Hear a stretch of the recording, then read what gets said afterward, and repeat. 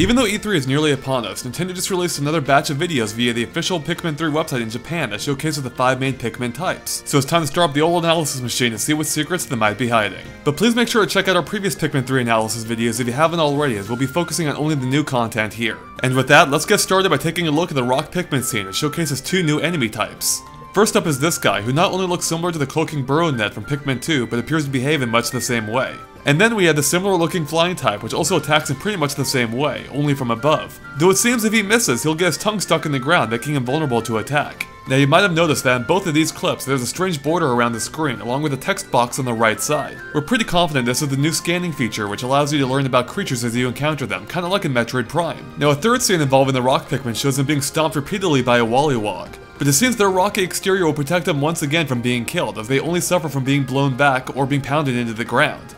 And while we're on this scene, do you remember the yellow page-like icon that we pointed out in our previous analysis? Well, we see even more of them this time, such as on the ledge here, or inside this crystal, or on the island next to this cherry here. We're still not entirely sure what they're for, but based on their page icons and the varied locations they appear in, we still think they might mark information areas where data will be downloaded to your cop pad for later access, as supported by that same icon appearing on the gamepad's touchscreen. Moving on, we get a glimpse at a couple of new fruit in the game, such as this one, which we think might be a plum. Then in this clip, we can see the Pikmin carrying a bunch of grapes. But did you notice there appears to be a grape counter on the screen too? We haven't seen anything like this in the previous footage, so what could that be for? We know it's not counting the amount of grapes that Pikmin are carrying since they're holding far more than 3.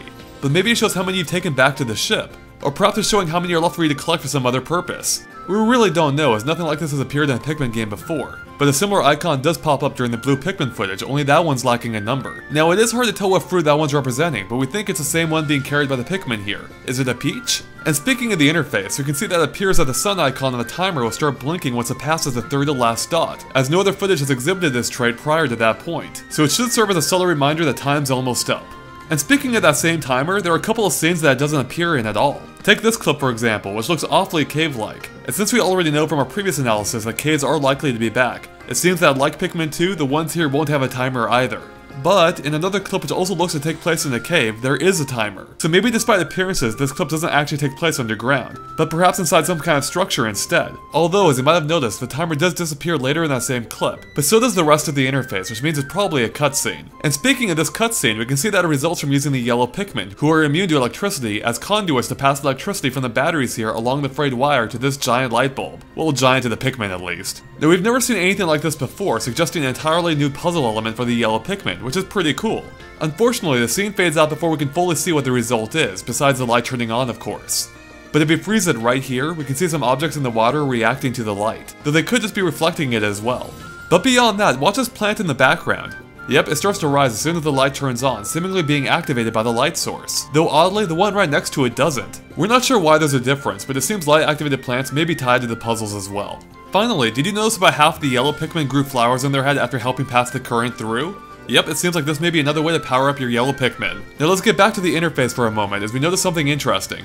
In several of the clips, there's only one of the 3 character icons displayed on the screen. Now we've seen this before with the day 1 footage from the previous trailer, but these clips show it taking place quite a bit later, such as on day 7 and 10. So what's the deal? Well, it could mean that the characters might split up at some points, but more likely, it could just mean the other characters were defeated in battle, like in Pikmin 2 when your partner's icon would disappear whenever that happened. Okay, we're almost done here, but as usual, there's still just a few final details left. For one, did you notice that each of the Pikmin types now have a distinct voice? Let's take a listen.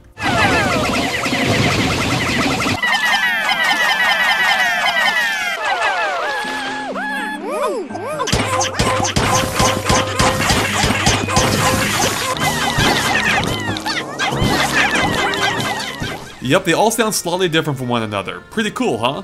Next up, did you spot the bomb rocks in the background here? It seems they'll be back, as we predicted in our previous analysis based on the bombable wall we found. Now in Pikmin 1, only the yellow Pikmin could carry them, so we wonder if that'll still be the case here too. Their similar size does suggest this, unlike the ones in Pikmin 2 which couldn't be carried at all. Then we get a look at a couple more returning enemies, such as the Toady Bloister from Pikmin 2, though now sporting a slightly different appearance and also appears to be vulnerable all around, instead of just on the bulb of its tail. Then there's a Puffy Blowhog who also looks very similar, but can now easily knock attacking Pikmin loose with a simple shake. And though it's not quite an enemy, we do get an up-close view of the electric gate, which as we pointed out before, look quite a bit different now. And on the topic of enemies, in this clip we get another look at that crab monster we saw quite a while ago. But did you catch the message from Alf that appears while attacking him? Was this activated by the player, or was it an automatic response to something happening? And while we're on this scene, there's an odd object here with a wire running through it. What could that be for? It could just be a background detail. And in case you're wondering about the weird blue thing behind it with a number, that looks to just be a pile of tiles that the Pikmin can use to build a bridge, such as the one seen just moments earlier. Now let's take a look at one of the winged Pikmin scenes. If we look in the background, we can see confirmation that the pink pellets which we saw before will indeed grow in flowers too. Beyond that, there's also a spiderweb in the background with what appears to be a cocoon stuck in the middle. Could there be a new enemy type inside? Finally, the Japanese website also revealed a few new screenshots, but be warned, they're super small, so they may not look pretty once I blow them up. The first gives us a close-up look at the 3 new characters, and it reveals that the whistle they use to command the Pikmin is actually part of their outfit now. Cool!